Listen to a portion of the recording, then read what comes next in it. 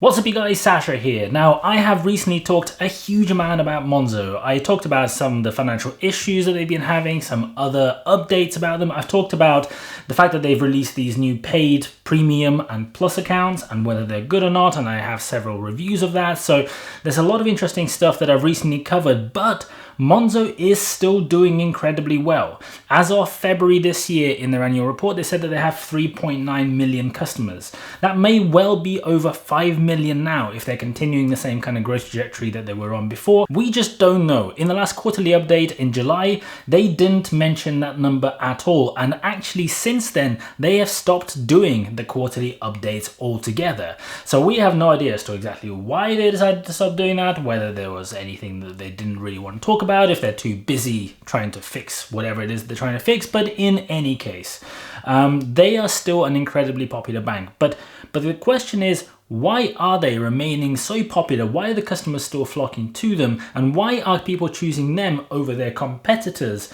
despite everything that's been happening in the news around them? Now, the really one big, massive reason why, in my opinion, people are doing it is their pots. Their pots are by far the strongest thing about their account. It is the one thing, whenever I make any video about absolutely anything to do with challenger banks, the one thing that I get in comments over and over and over again is, I love the pots that Monzo do. And the reason is, nobody else has managed to get even close to the same functionality and the same technology. Starling and Moniz and some other people have done something vaguely similar, but those are just miles away from the way that the POTS functionality works currently on Monzo. So I just wanted to explain exactly what that POTS functionality is, why I think it's really great, and just a few interesting insight pieces about what might be happening. And wait for it, the big reason why POTS might also be the big reason why Monzo might actually not do so well in the next 12 months. Let's dive right in. Now, when Monzo first launched their card that requires sunglasses just to get it out of your wallet, there was a lot of really positive views on some of the features because they were brand new and most people just didn't offer anything remotely close. You could go and spend abroad for free, you could go and withdraw cash abroad for free. Everything pretty much was free. You could split your bills, you could make payments to people nearby very easily. But the issue is, all of these advantages have sort of aged in a way where now all of their competition is catching up and beginning to do all the same stuff. So if you look at challenger banks and actually some other banks as well, there's now lots and lots of products out there which allow you to go and spend abroad for free as well. Other challenger banks are also offering free cash withdrawals. In fact, following Monzo's recent changes to the terms and conditions, Starling's offering is now better. They offer you a better amount of money, the higher amount of money that you can go and withdraw for free when you're traveling abroad. So all of these competitive advantages are just waning. There's now dedicated apps and lots of banks and lots of other services are beginning to offer bill splitting functionality, just like some of the early stuff that I think attracted people to Monzo in the first place. And the ability to pay people nearby is now almost a sort of compulsory part of any new bank app, and it seems to be becoming more and more prevalent. So that competitive advantage and that uniqueness has definitely moved, but there's still one feature, the one that I mentioned, their pots, that is still keeping them far above the competition. Now, confusingly, there are two very separate features that Monzo do that are both called pots. There are savings pots, and then there are just the regular transactional current account buckets of money pots, and those two are very, very different things. The savings pots are just essentially mini ways of being able to move money out of your main current account into some form of a little savings account. These are advertised on the Monzo app. They're provided by third-party providers who pay you a rate of interest, which in most cases is not as good as you can actually go and get elsewhere, but it is obviously very convenient, the fact that you can just click a few things and hopefully move money across. It's not as convenient as it can be because ultimately you still have to go and open an account completely separately outside of Monzo, so that integration is not quite as smooth as the app would lead you to believe. But anyway, that's not the kind of pots that I want to talk about. The pots that I want to talk about are the ones that you can have for your spending. I've got my Monzo app on my phone right now, and the way that you can get into your pots is if you go and open your app and then you're able to see various different things about your account, your transactional spending, you can go and swipe right and left to see the various different pots. Some of them are automatically set up, like the bills and the savings ones, but some are custom, like if you've created one, there'll be that pot right there. But if you just do a sort of, on the iOS app, it may work a little bit differently if you're using some other app. If you just go and pull down, you'll be able to see all your different pots in the same space. So here I have my current account, I have these two automatically created ones, and I have this pot that I created in a previous video just to show how these pots actually work.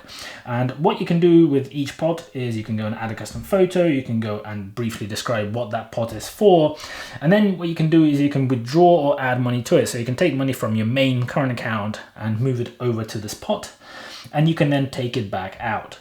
So if you add plus, you can then do it. You can't move things between pots at the moment. So what you have to do if you want to move money from one pot to another is you go and move it back from the pot that you assign the money to, back to the current account, and then go and take that money from the current account and move it to the pot that you actually want the money to move to. It's not a really big deal, but that's fundamentally how it works. What you can then do is two things really. One, you can use these pots as essentially mini sort of, not savings in the sense that you earn money on your savings, but just a sort of money that you set aside for a particular need. So if you need like a big amount of money in a few months' time, and you know that you want to put a certain amount of money into that pot every single week, you can go and set up a process where you'll be able to move money automatically into it. Just click add, you decide how much you want, and there is the option for scheduled payments. So if you hit that, you can then go and set up the particular date that you want the transactions to go out on, and you can repeat every day, you can repeat every week, you can repeat every month, you can repeat however frequently it is that you want.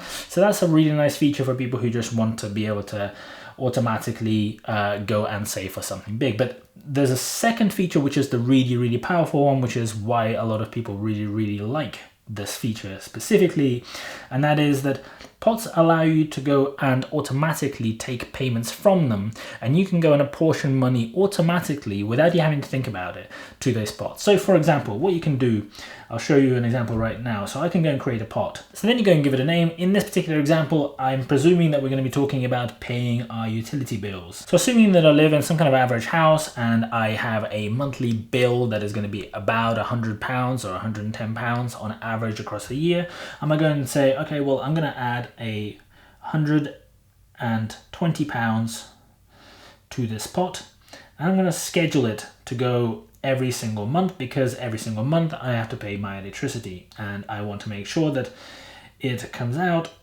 at the beginning of every single month starting from the next month.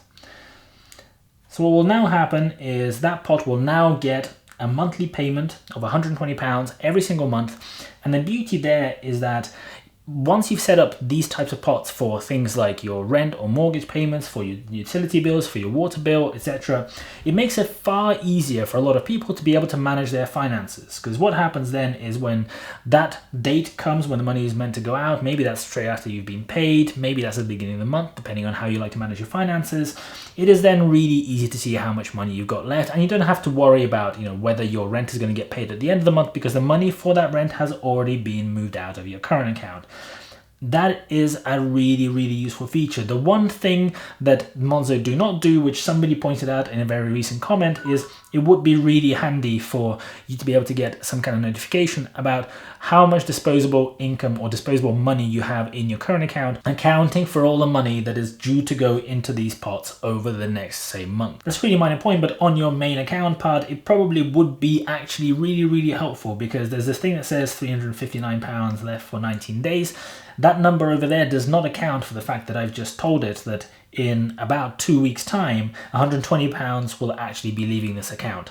So it would be a nice feature, and maybe that's going to be coming down the line. But anyway, this is how pots work. It is incredibly intuitive, incredibly useful, and if you go and look at your pots over here, you can now see this electricity bill added, and you can go and create as many of these as you like.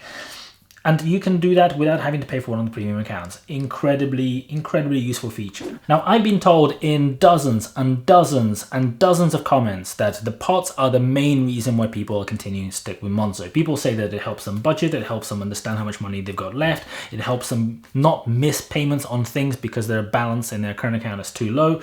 So I can see that and I can understand that, and I do agree that that is a really useful feature. But there has been a rumor going around that Starling is currently working on upgrading its own feature, which is very similar, but currently is lagging way behind. Starling have a feature called Spaces, and that feature is somewhat similar in that you can go and create a new space, you can give it a title, you can give it some kind of photo, and you can move money into it and then out of it.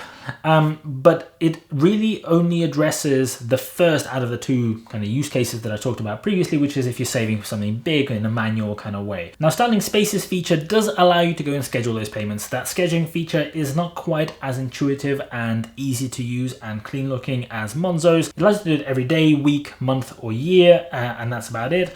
But what it doesn't do, and this is the critical thing, is it doesn't allow you to make any automated payments out of those pots. And that is the whole reason why people really like pots. That's the that's the budgeting element of it, because as it is, that particular feature right now with Starling only allows you to go and save a bit of money by depositing either manually or with one of those frequencies over time. It doesn't allow you to then actually use the money other than go and withdraw it via your current account back to whatever you want, or go and move it back to the current account at the point when you want to go and spend on the card, so that money then is spent. So this is apparently going to change. So apparently over the next few months, Starling is going to upgrade that feature to essentially enable exactly the same features as what Monzo currently offers, and maybe more. Maybe they'll enable this feature that we were talking about just now, which automatically calculates how much money is going to go into those various pots and tell you how much disposable leftover money it is that you have in your current account. Maybe they'll allow payments directly from your current account to be automatically assigned to those pots. So when you've paid for something on your card, just like with their Euro account and their Pound account, where transactions can automatically come out from one or the other, or you can maybe within the app do something to say that this transaction should have come out of this pot. Those types of features would really go very far in completing sort of the whole build that Starling's been doing on their current account and match Monzo in every single way. And that's the thing that I was alluding to earlier, and that is Monzo currently have one feature remaining, one feature that is currently trumping all the others, other than usability. Maybe the app is a bit easier to use for some people. I do agree with that. It is maybe slightly more intuitive in some ways and like looks slightly nicer, but in terms of actual features, this is the one feature remaining. And if people like Starling or other banks go and turn up and begin replicating that feature and doing something very similar, and maybe even go one step further, like with some of the other functionality, then that's going to wipe out the last remaining thing that's keeping people with Monzo. And I've had a huge number of people who have literally said in comments, unprompted, that pots feature is the one thing that's keeping them with Starling. So in essence, the strength that they have, this one big really good thing about their account that they have, is also their biggest Achilles heel, because if other people go and match it over the next few months and maybe beat it, then suddenly that's going to potentially trigger people to go and say, okay, well, I don't know what's happening with the bank. I'm not sure about their financial position. They're not really updating anybody on that financial position, despite the big news that came out in the summer. They're not releasing any quarterly reports or monthly reports like they used to release before that. They're not really keeping people up to date. They've got a blog that talks about generic stuff that nobody's really interested in. So should I stay with them? Should I go and switch to Starling or any other bank of your preference?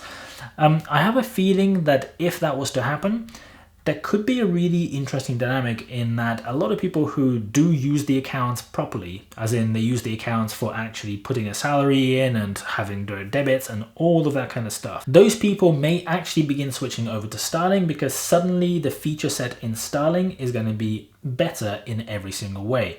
Maybe the people who use Monzo as just a spend card, which seems to be a large proportion of their customers, so they just load it with some money to spend when they go out, or for some particular needs like when they go shopping. And maybe those people will not, because they don't really necessarily care about the pots feature or most of the other features for that matter. They just care about the card being very nice to use and pretty and easy to kind of load with money. So that probably won't affect those people, but it is also the case that those people are the ones who are not actually making Monzo any money because they don't have that big relationship that the customers who have their full banking kind of going through Monzo. Anyway, if you disagree with this opinion, if you have something to say, please go and leave a comment below. I'd love to hear your thoughts. If you like this video, please make sure you go and smash that like button for the YouTube algorithm. It is so incredibly important for me to be able to get this video out to more people, for me to be able to reach more people and grow my audience. That's kind of like why I am doing these videos on YouTube, to try to reach more people and help more people with personal finance stuff. If you want to go and watch more personal finance videos about bank accounts, credit cards, all about managing your money and making more money and doing more with it, make sure you subscribe to this channel. Make sure you go and hit that bell next to the subscribe button so you get notifications. I know that the vast majority of you do not hit that bell, and that means that whenever I release my videos, you won't actually know that I've released them in many cases. So go and hit that bell, and that's how you'll know that I've released a new video. Thank you so much for watching. I really appreciate it, and I'll see you guys later.